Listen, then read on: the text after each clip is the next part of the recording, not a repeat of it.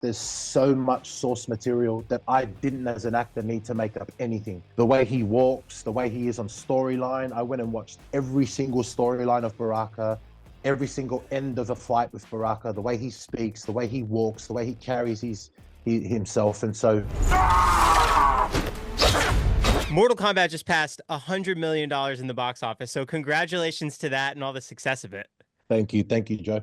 What was your first reaction to seeing the film on the big screen? Weird as an actor because I'm such a fan of Mortal Kombat. Like I played it religiously when I was a kid with my siblings and my friends, and um, it was weird in the sense that like a lot of nostalgia, um, proud of what we've done, the fact that it's out in the world now. There's a sense of um, ease there. The fact that it's not in our hands anymore. But yeah, just nostalgia, excitement, and I'm just really glad that we brought the game to live action. You know what I mean? Very gratifying. You guys did an incredible job of keeping those nuances from the game into the film, which I feel like is so rare because other people just want to throw in their 2 cents. They want to adjust the story, but you guys really kept it true to who the characters were and the mannerisms, everything about it, which is so cool to see. Early on, from the moment that I walked into the project, there was such an emphasis on our fans. And so you can kind of see what happens when you kind of try and make up your own stuff and not look at the source material. And there's so much there in the source material that I'm just so glad that we brought that out in number 2, and we really, really, really focused on giving back to our fans. I thought Baraka was the star of the show. Absolute incredible performance of him. How did you go about crafting how you wanted him to appear on screen under all that prosthetic? Man, first and foremost, thank you, Joe. It was just a true joy of my life bringing him to life. He's such an iconic character to the Mortal Kombat universe, and I wanted to do him justice. There's so many aspects and layers to Baraka that I wanted my entry point to be quite solidified in the choice that I made. And there's so many aspects to him. There's his savagery, there's his beastly appearance, there's the fact that he's an absolute monster. And I didn't want to dive into that surface level beastliness. I wanted to find the depth of who Baraka was and is in the Mortal Kombat universe. And I quickly made the choice early on in my preparation to hone in on the nobility of who Baraka was and is to his people. And through that journey of me honing into his nobility, I found his heart. And in his heart, I found that he's the only mutant within his civilization that can speak English. And so he's the voice of his people. The eldest of the eldest run to him, and the youngest of the youngest run to him for advice and guidance and whatever that looks like in furthering their civilization, which is the Tarkatans.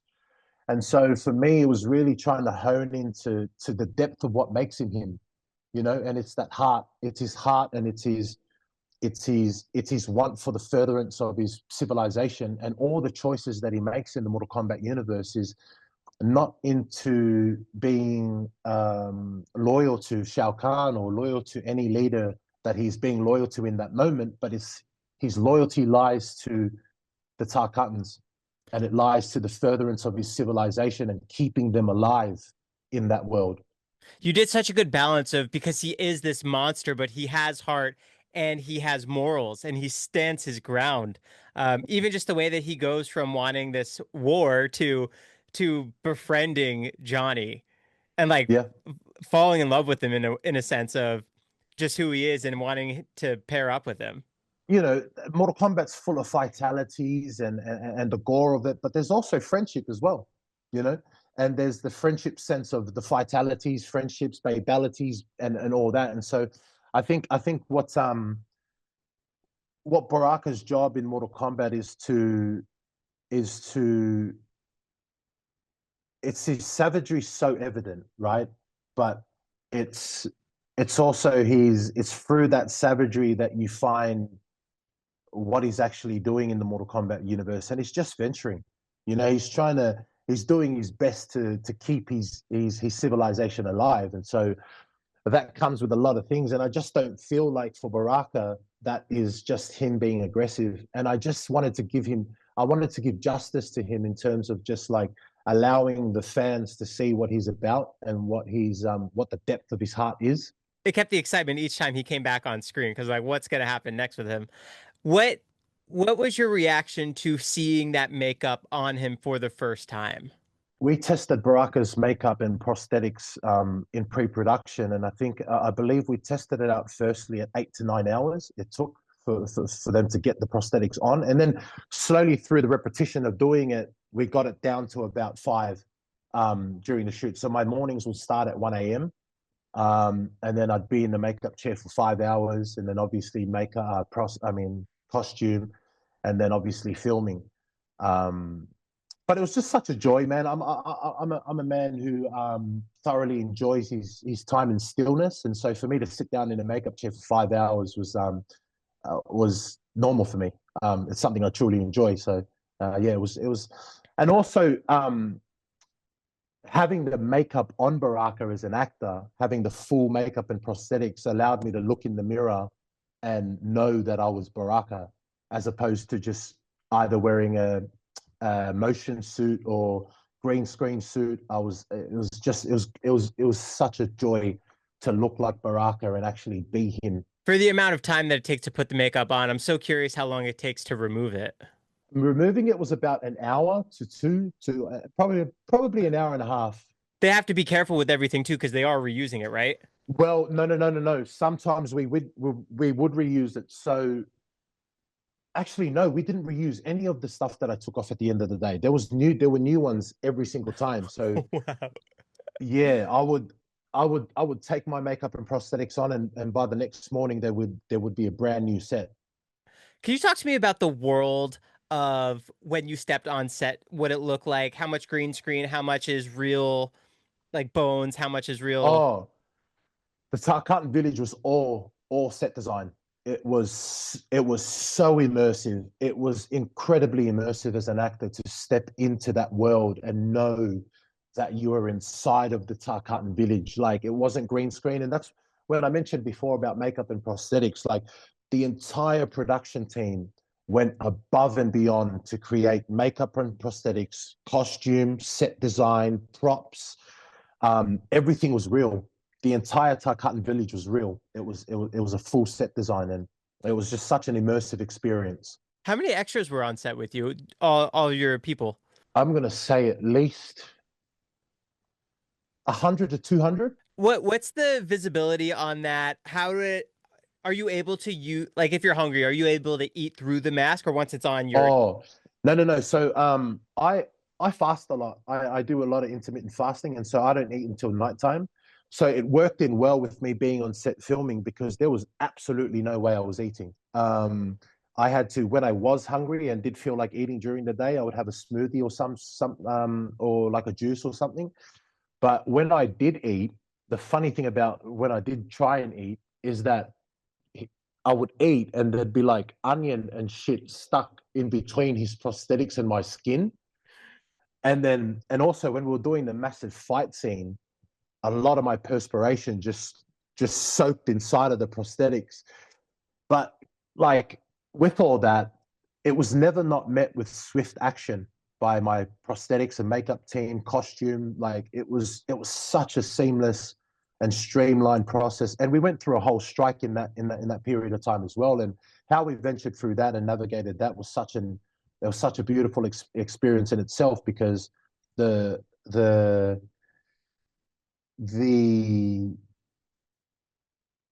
all the things that come up with making a movie and the challenges that come with that, the fact that we went through a strike at the same time and still managed to pull off such a masterpiece it's just incredible. Can you talk to me about the stunt training and the fight sequence with Johnny Cage? What kind of prep work went in for that with you? My first day when I landed on the Gold Coast, I went straight to stunt rehearsal. Didn't even go to my hotel, went straight to stunt rehearsal. Malay, Michael, Kyle, that entire stunt team, what they did beforehand, before we even got into the room, was incredible. And then for us to, and just the way the learning process was such an easy process. Um, I love doing my own stunts as well, so that wasn't a problem as well for me. But um, just an immersive experience. It was a lot of work. A lot of work went into myself and Carl, and with our fight scene, did 99% of our own stunts. And so we had to learn meticulously every single day with our stunt team, which did an incredible job. It came out so good on screen. Mm, yeah. Two is such a success. They already started writing three. Hopefully, I would love to see more Baraka. Is there Mhm. anywhere that you would want to see him in the future world? Would you want to see him partner up with someone? Would you want to see him fight anybody else? If I'm gifted the opportunity to be back for number three, and your viewers are going to have to go and watch number two to see if that even remotely can be the case. But that's such a cool question, Joe. I would love to see Baraka fight Shao Kahn. I think I think that'll be a pretty good matchup. Um, and also the, in with my preparation, I read a comic, a Mortal Kombat comic, Baraka. It was Mortal Kombat Baraka. It was a story of how Baraka saved young Kitana. And so I that would be something that I would really want to kind of navigate and see what that looks like in the Mortal Kombat universe. But Baraka is such an iconic character within the world of Mortal Kombat that there's so many there's so many angles in which you can take him because his loyalty doesn't lie to any specific faction of Mortal Kombat. He's a free spirit essentially, and so there's so many storylines that you can take Baraka on where it doesn't look like he doesn't fit. Every single storyline I feel for Baraka, he fits in because of um, his nomadic input into that world. The fact that he doesn't belong anywhere other than the Tarkatan village. Um, yeah, I think fighting Shao Kahn would be a great thing for the future if I get the opportunity. As an actor, obviously your appearance and for his build is so big. If you're in the makeup chair at 1 a.m., do you get a workout in before you go on screen so that you do look swell? How does that work? So I'll have my weights and my dumbbells in my trailer. So I'll do a lot of my workout right before jump, right before we're about to be travel to set. I'll get a couple of bicep curls in there and some shoulder press and some tricep extensions. But we were working out outside of set. So I spent um 12 weeks before we even got to set, with my personal trainer, who got me from 15% body fat down to 5 in the space Wow. of 12 weeks. I was training 3 times a day. I was training at 3 a.m. in the morning, 12 o'clock in the afternoon, and then 11 o'clock at night. Um, and I did that specifically because I knew I wasn't going to get that type of focal energy to do that whilst being on set. So I tried to build up as much as I could so that the uh, the life on set, knowing that I want to get that much time to be doing three workouts a day, all I did on set was just maintain that, which was quite an easy process given I was so meticulous and pedantic about that in my preparation. Is that your voice in when he's talking? Yeah, yeah, How that's my how voice. how do you get that menacing? Like, what was the trial? Initially, I was going to do the whole growling voice, but then I it just started hurting my voice a little bit. So we that's my voice, and then it's just altered in post a little bit to give that otherworldly kind of sound. Yeah, but that was just me gonna. I was just gonna be on the movie like just the whole time, and it wouldn't have been good for my voice box. When you figure out that you are Baraka, you get the role. Do you go Mhm. back and look at video games just to see his movements and his presence and how he Yeah. walks? There was, like I said before, Joe, there's so much source material that I didn't, as an actor, need to make up anything.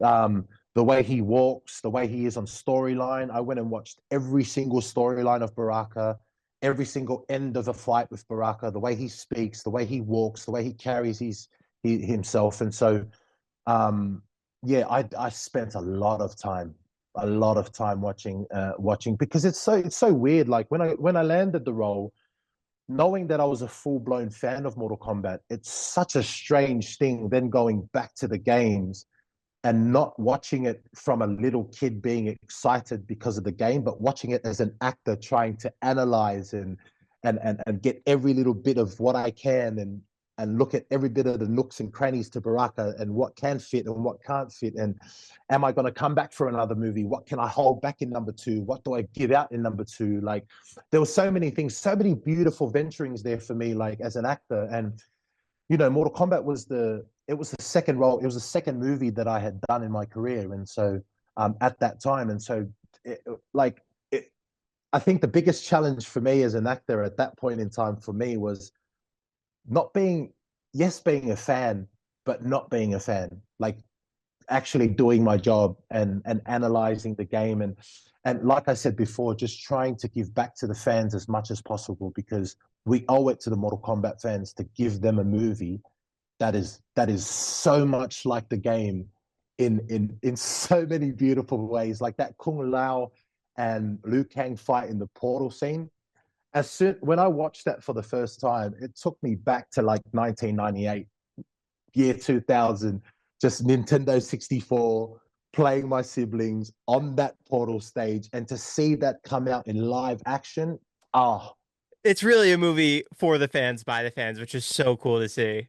Mm. Have you collected anything of Baraka since becoming him? Have you gotten any toys, any comic books, any? Yeah, I've got the Baraka comic book. I've also prosthetics made me a little bobblehead of Baraka That's of me. cool. Yeah, so I've got that. What else have I got? I've got his teeth. I've kept his teeth. From the movie?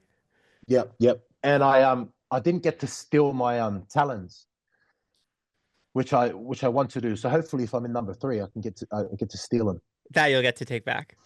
Yeah, When you were playing as a kid, who was always your go-to character? man. Raiden, Sub Zero, and Liu Kang. Uh, I I was was always oh I was Scorpion, sorry. Sub-Zero, Baraka. Okay, Love okay. Baraka. Now I was see. I love doing I love doing the Raiden when he flies across does the dive. Yep, That was my thing. And then Liu Kang's bicycle kick. so good. How did the audition come to you? Was it just a regular management bring to you?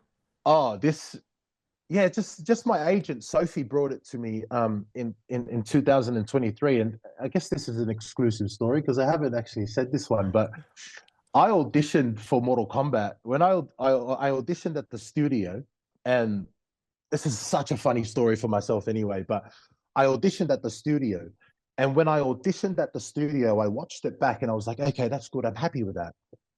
Now, something happened from the time I left the studio to when I got home, because when I got home and watched it back, I was like, there is absolutely no way I'm going to land this role with that shitty audition. And so I was stewing on this, and it was about 2 in the morning. It was 2 in the morning, and I called Doug Mitchell, who's producer and creator of Mad Max, the Mad Max world, and I have so much to thank that Kennedy Miller Mitchell banner for what they've done for me in my career, because Furiosa was my first movie, and so I at 2 in the morning, I called Doug Mitchell and I was freaking the fuck out. I was like, man, I don't like what I did here. I'm going to record all the characters' lines here at home at 2 in the morning, and then I'm going to redo the audition here. And the funny thing about that is I walked into the room and when I landed the job and I first met with Simon and I told him the story, he was like, mate, we gave you the job after the first audition. So Wow. so I was it was yeah that in itself was such a process too, because I was freaking out I've never freaked out so bad in my life. This was about 2:30 in the morning and I couldn't sleep, and then to find out when I walked through the door that Simon was like, yeah, you freaked out for no reason, mate. You got the job. How true to was your audition to what we see on screen? Was it pretty similar? It was very similar without the obviously the depth of the preparation that went the depth of what that preparation meant for me. But yeah, I think like I spoke to Simon and Simon mentioned on Hollywood Reporter that they spent months trying to look for Baraka. They spent months, and the auditions that they were getting, they got thousands of auditions, and it was just surface level anger. It was just them doing the anger, and I just knew with Baraka that I just know with anyone, right? Just in life, in terms of unpacking life, that whether it's bad, as an actor, the beautiful thing about that is when we're unpacking a character and developing a character, the character does good or the character does bad, but the depth of all of that comes from love.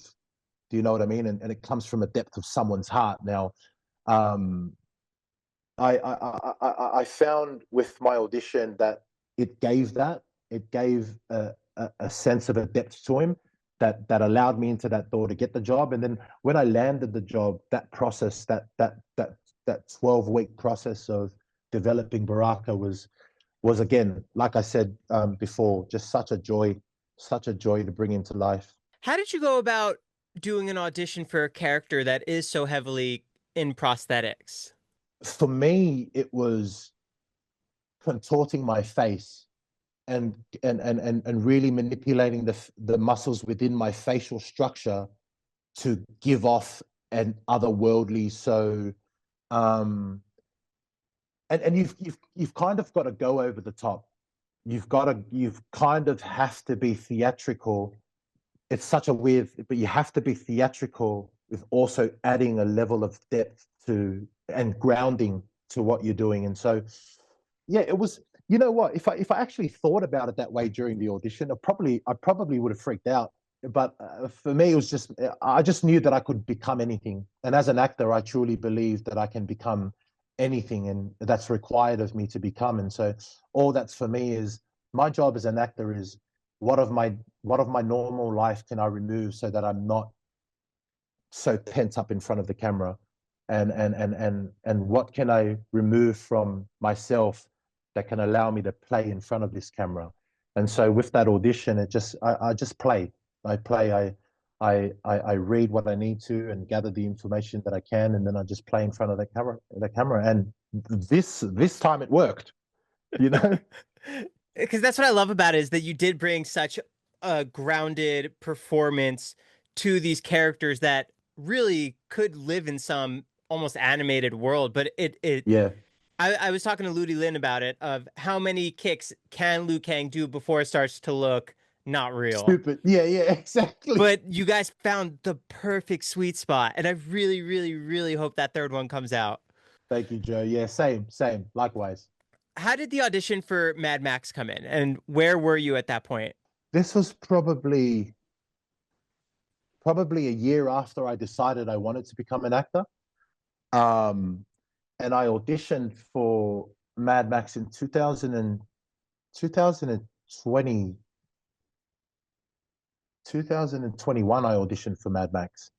And I mean, I had no expectation. For me, when I stepped into wanting to become an actor, I stepped into it with the core of I've got nothing to lose. I'm a man who has made a lot of mistakes in his life, and um, one who has used what he's been through in order to get some kind of emotional range about the craft that I'm trying to do. And so, for someone who hasn't gone to school, um, really just diving into the human aspect of what we're here to do, you know what I mean? And so that audition was pretty cool because I had no expectations. I did the audition, I sent it off, and about 7 to 9 months later, I got a call back from.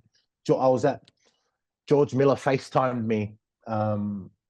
He FaceTimed me at about noon, and I was working. I was digging holes for a plumber, and he calls me and he goes, he's just talking to me over the phone, and like I'm sure he says this to a lot of actors that you got the role, but we were just talking, and midway through the conversation, he says, "I really want you to play this character," and he just kept talking as if he just didn't blow my heart up, and then and while he's talking, I'm just sobbing. I'm sobbing profusely, and he's still talking. And then at the end of it, while I'm still crying, George goes, I'm going to send you this script. You just let me know if you like it. And I'm like, George, I like it. Like, what are we doing? Like, you don't need to just send me the contract. But since then, like that was my first movie. And then since then, I've just been so grateful. It's just been such a beautiful journey of I've been able to shoot another 6 to 7 movies in that time. And I've got a few movies coming out. I've got a few movies coming out. What was your reaction to being on such a big budget film for one of your first projects? Oh, the fact that I was on one of the well in Australia, the biggest ever film production, in Australia's history, and to be a part of that, knowing that I didn't go to any acting school and I didn't get to learn, it was literally 7 months of me immersing myself into absolute greatness. Like I was next to Chris Hemsworth.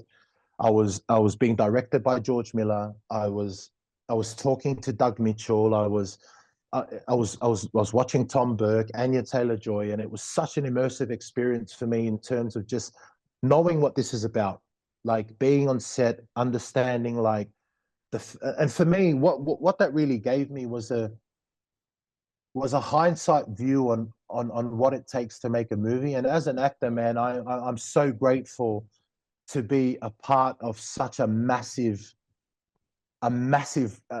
a massive thing where every single person within that structure, their job is to make that frame within that playback look world class. And that's all of our jobs. And so as an actor, when I'm pulling what I'm pulling off, I know that people in prosthetics and people in makeup and costumes, it's also doing them a sense of uh, ownership and love for what they do. And so yeah, it's just made me realize that that I as an actor is just a small part, a beautiful part in that, but a small part too, to play in what is a beautiful big thing. And so I'm eternally grateful to Doug Mitchell, to George Miller, um, for the opportunity that they gave me, because it really allowed me for a long period of time, over 7 months, to really immerse myself into being an actor.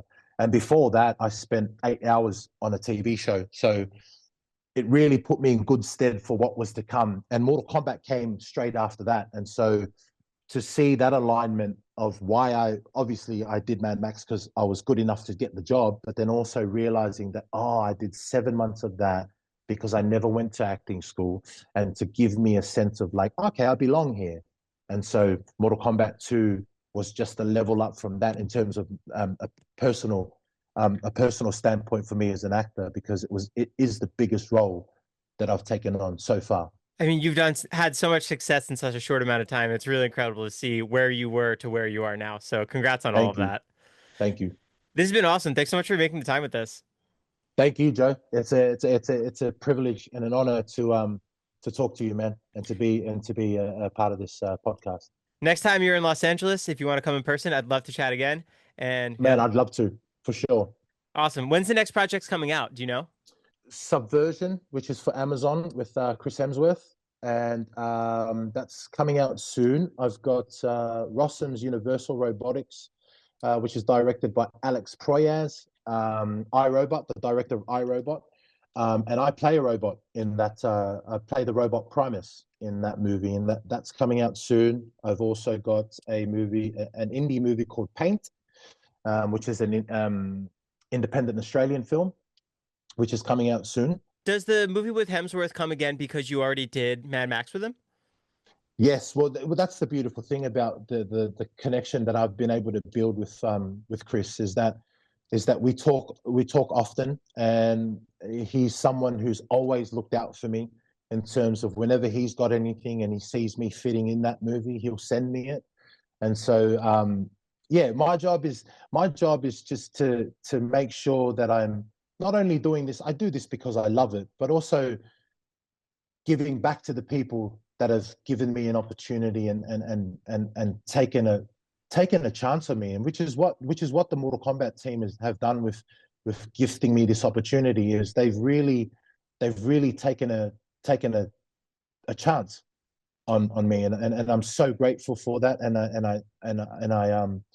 I will never take that for granted. That in and any job that I do, I really love this craft. I love what I do, and so any job that I do that get, I take it with pure gratitude. That's awesome. Thanks so much for the time, CJ. Thank you, Joe. I appreciate you, my brother. Awesome. I'll take Chat care. soon. See ya.